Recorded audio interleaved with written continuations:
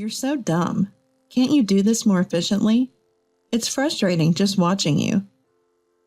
The harassment from my sister-in-law, Michelle, escalated day by day. It even started to interfere with my work from home. But I didn't break, because there was a job I desperately wanted to complete. My name is Amanda Smith, 29 years old. Working as a contract employee for a certain company, I live modestly with my dad, taking over the household chores to relieve my busy dad. He raced through life without a break, raising a daughter on his own. Gradually, I wanted to ease his burden a bit. When I was still in elementary school, Dad placed his large hand on my head and said, "You don't have to try so hard with the housework. Use your time as you like. That makes me happier." Dad was always kind and generous, no matter how tired he was. Secretly, I wished for his happiness. I hope Dad will find great happiness someday. This small wish came true a few years ago. Dad's new wife was named Barbara. Barbara, with her daughter Michelle, moved into the house where Dad and I lived.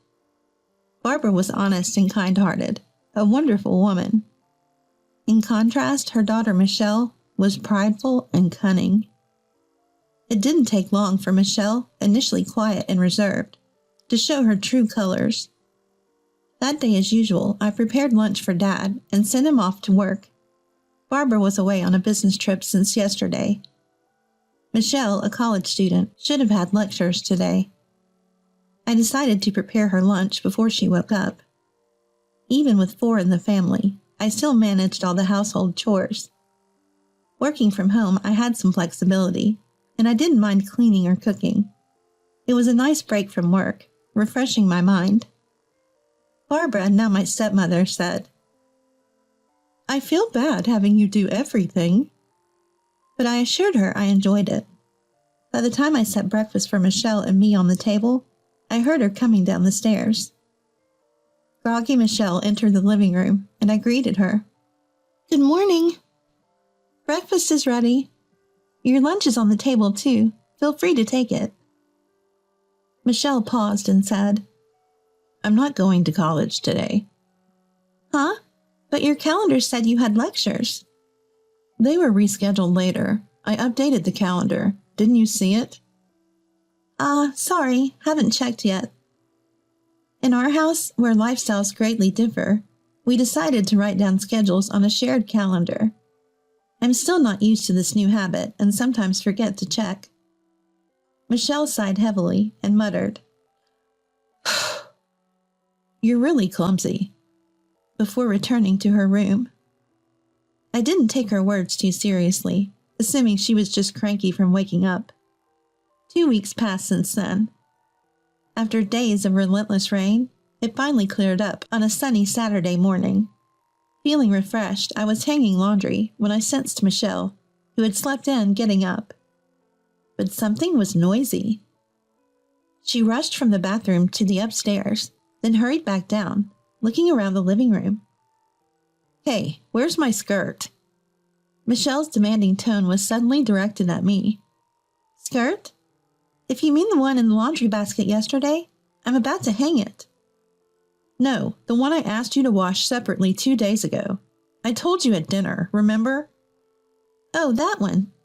It had a small tear, so I decided to mend it before washing separately. I finished mending it last night, and it's in the washer now." "What? Didn't you listen to me? I said I needed it washed early because I'm wearing it today. Are you even listening?" I was at a loss for words. Indeed, she had asked to wash that long skirt separately, but I wasn't informed she needed it today. I recalled our conversation from 2 nights ago. "I want to wear it next Saturday, so please wash it by then." "Next as in next week?" Yeah, don't make me repeat myself." Michelle ended the conversation abruptly, playing with her phone. That's when the misunderstanding occurred. And it was Michelle who hadn't listened properly. Though I had no reason to be blamed, I didn't want to argue and said, "Sorry, I misunderstood the date." but Michelle, standing before me, glared with a disdainful look. Think an apology solves everything? This is why I hate dumb people. Having a high school graduate sister is just unbearable. Can't even manage household stuff properly. Michelle attends an elite university known nationwide. Our worlds are different. Yet I had hoped we'd get along, now that we're family. Just to be clear, I never thought of you as family from the start. Michelle said mockingly, with a disturbing smile. Seeing that expression, I felt an eerie chill. From that day, Michelle's disdain towards me became more apparent in her actions. When I worked from home, loud music blared from Michelle's room. Not just disrupting my work, but loud enough to be a nuisance to the neighbors. Could you lower the volume a bit? The neighbors might complain. I asked timidly, but she retorted. What? Don't boss me around. I'm annoyed by the typing sounds from your room. She slammed the door in my face. On another day, Michelle brought friends home and said loudly, Isn't it embarrassing having a high school graduate sister who can't even get a decent job? I wish she'd move out soon. One of her friends, leaving, jokingly said to my door, Sorry for disturbing. Michelle feels sorry for you, so please move out soon, okay? Her friends laughed as they passed my room. These harassments always happened when our parents were away. In front of Dad and Barbara, Michelle played the role of a good sister, eerily amicable towards me. Before long, Michelle graduated from university and secured a job at a major corporation. Within a year, she got engaged to her company's superior. By then, I had moved out to live alone, freeing myself from daily harassments and gradually regaining a peaceful life.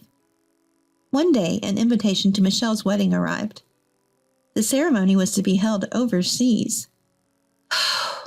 Sighing, I placed the invitation on a nearby table. About 3 months later, I boarded a plane from Los Angeles International Airport to France. Since moving out, I had become distant from my family. I was worried about Dad, but Barbara was with him. Without me in that house, Michelle wouldn't cause trouble. To preserve Dad's happiness, I wanted to avoid family conflicts. It was better to keep my distance from Michelle and minimize visits to my family home. To Dad and Barbara, I said I moved out to focus on my career.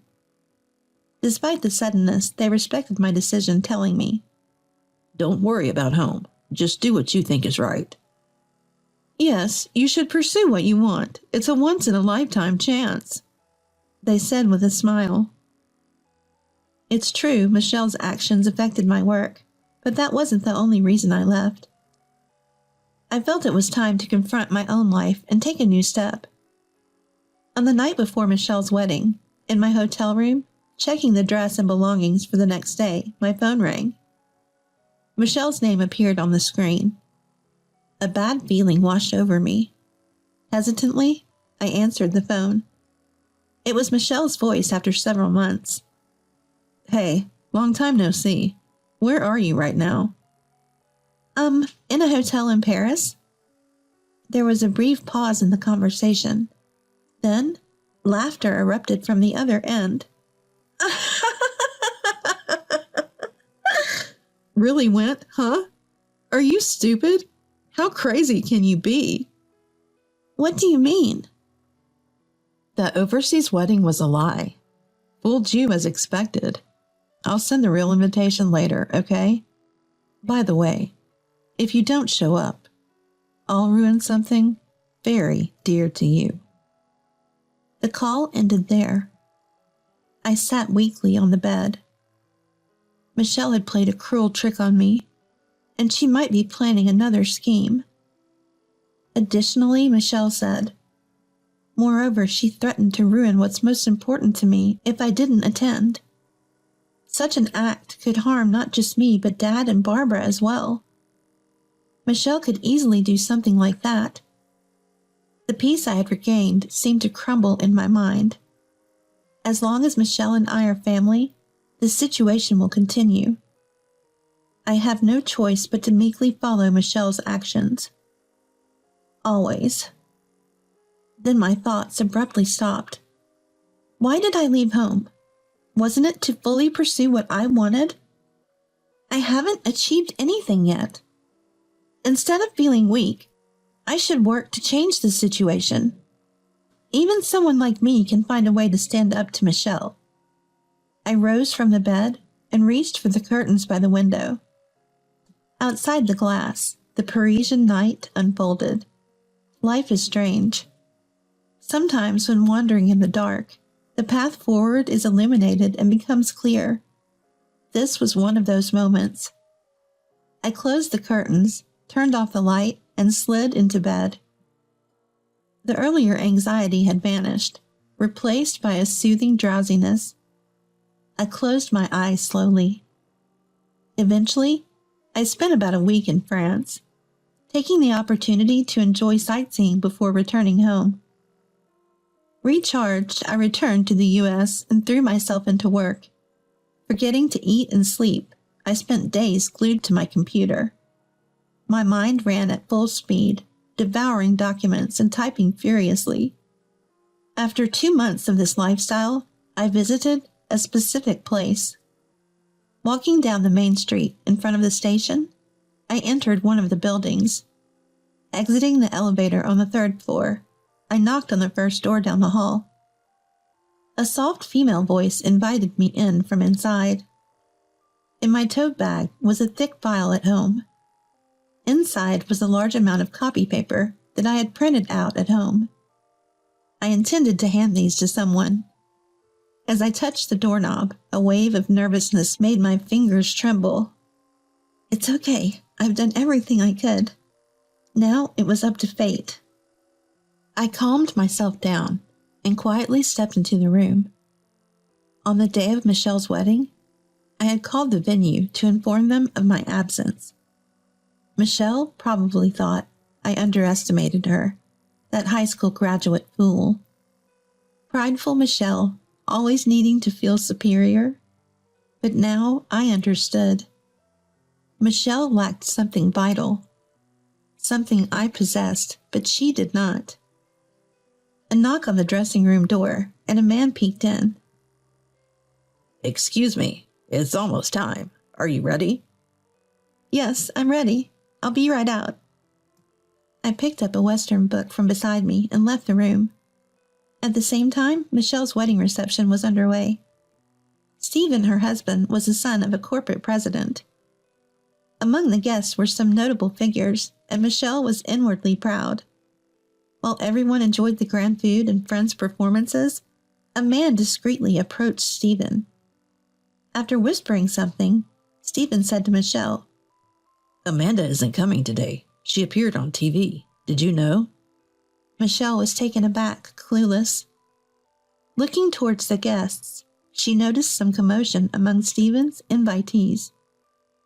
It was also streamed online. Seems to be quite a topic. A colleague from Michelle's company nearby was heard speaking on her phone. I've read this book too, just released last month and already going for a reprint. It's a foreign sci-fi novel. The author passed away long ago, but it turns out it's written by a globally renowned scientist. Someone started saying online. Another colleague at the same table mentioned, That's the one that's been trending on social media recently, right? It's got futuristic, predictive scenes, and a friend told me it's interesting. A translator named Amanda Smith. She was on a show today at noon. Amanda Smith? Isn't that Michelle's sister-in-law's name? Hearing this, Michelle immediately opened her mobile phone. A search on her timeline brought up my name. The top article read, Historic scientist posthumous work discovered. Interview with translator Amanda Smith on her encounter with the book. The wedding venue was already buzzing with this news. Amid the commotion, the ceremony soon concluded. After changing in the dressing room, Michelle stepped into the hallway to see her parents and Stephen. Along with Stephen's parents, in a tense atmosphere. Such an embarrassment, being the subject of harassment. We were clueless. And now we don't even know how to respond to inquiries from acquaintances," said Daniel, Stephen's father and the head of a major corporation, in a stern tone. "I've dined with Michelle numerous times, but she never once mentioned her sister-in-law, Amanda. Are they on bad terms? I value family bonds, you know. I was lenient because Stephen seemed smitten, but I hear some women at the company don't think highly of Michelle. Do you think I know nothing?" Finally, Daniel added, "You better make this right. Call Amanda immediately. Arrange for me to meet her directly. If you can't reach Amanda, consider this marriage null and void." Undoing a marriage was easy for someone like Daniel. If the marriage were called off after such a grand ceremony, it would severely tarnish Michelle's reputation. She'd be too embarrassed to face her colleagues, and her friends would surely ridicule her. Michelle, pale-faced, frantically pulled out her mobile phone. First call, second call, only the hollow ring. Fifth call, the number you are trying to reach is not answering. An automated voice responded. "Maybe she's blocked you," her father suggested. "No way. Amanda must just be busy," Michelle defended. "Skipping a day on the wedding itself is not normal unless there's an accident or illness, especially for family. I don't want to invite more trouble into my home. A woman like you, prone to problems, is clearly not suitable for our family," Daniel concluded. "But the ceremony is already over. Stephen, don't just stand there, say something." Michelle looked at Stephen with her characteristic pleading eyes, but Stephen turned away, refusing to look at her. At that moment, Michelle realized something. Her parents, standing behind her, were silent, just observing. They could have defended their daughter, but hadn't said a word. "Mom, it's not my fault, right? Tell them it's not my fault." Barbara smiled ruefully and said, "Actually, I got a call from Amanda yesterday. She said she couldn't make it to the wedding for some reasons. It's a long story, but you'll understand soon. It might be inconvenient for both of you, but she asked for forgiveness just this once. It's a big moment in her life. That's what Amanda said." "What do you mean? You knew about today? You knew and didn't tell me?" "Yes, exactly. If I had told you, you would have interfered, right? After all the trouble you've caused Amanda, you never learn. Really, you're impossible. I failed as a mother."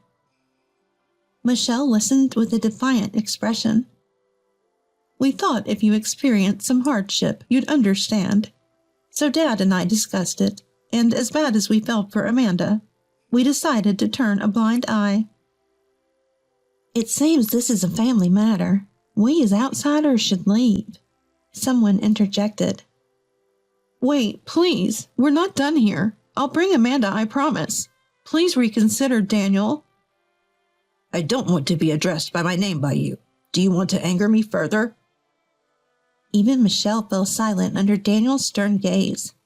This time she had picked the wrong battle. She watched dazed as Stephen and his parents walked away. Michelle, tasting her biggest defeat, finally realized her emptiness. After successfully appearing on the TV show, I was dining with an acquaintance. A French dinner at a luxurious hotel. Across from me sat Pamela, a dignified, calm elderly lady. "I chose this place to celebrate. I wonder if a more casual setting would have been better." "No, I'm really grateful. It's my first time dining somewhere like this, so I'm a bit nervous." "I like your honesty. Just be yourself. I don't like formalities either. Enjoy the meal to the fullest." Pamela's titles included French literature researcher, translator, and translation school lecturer. She was also my mentor. I once found an old Western book among Mom's belongings.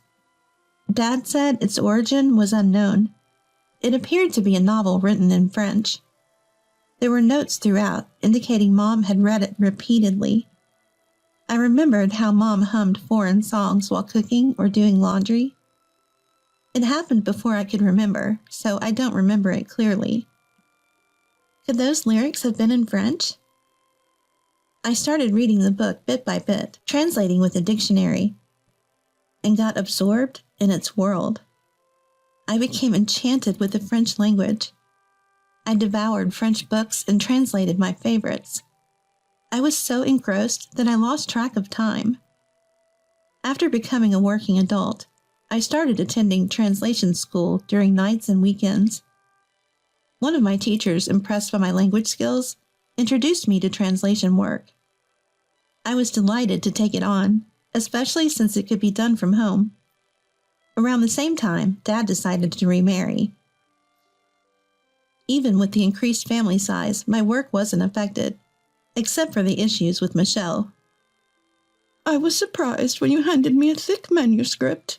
Your translation skills were professional level, and the novel had a unique world view.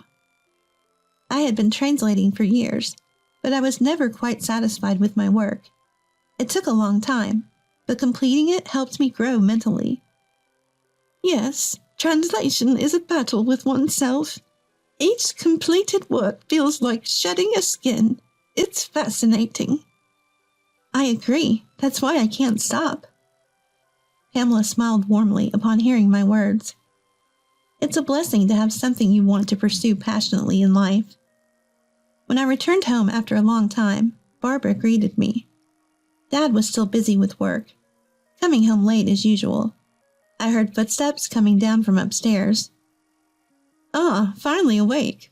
Michelle, you have a part-time job today. After the wedding cancellation and leaving her job, Michelle seemed to have been staying home.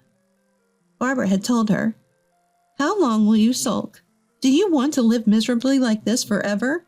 If you don't want to start over, you better leave this house." Worried about being kicked out, Michelle reluctantly started looking for part-time work and settled on a grocery store clerk position.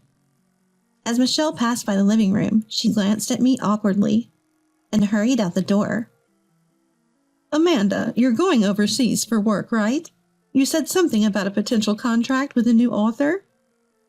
Yes, it looks like it's going to be finalized, but they want to meet in person.